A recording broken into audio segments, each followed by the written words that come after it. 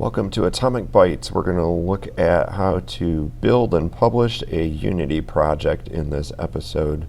We're going to start by going up to File and go down to our build settings in a Unity project. You're going to look at what you want to publish for platform-wise. In this case, we've got Mac OS.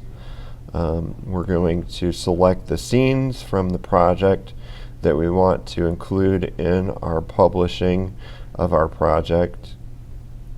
And then another option is to publish to WebGL, to publish it online. And that's what we're going to look at in this episode, is how to publish a project for WebGL to share it online. So we're going to go to Build and select Build,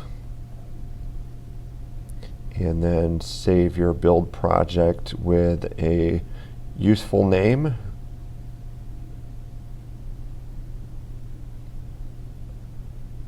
Then go ahead and save your project, and it'll go ahead and build the project in that designated location. Then join us back in the next episode, and we'll continue on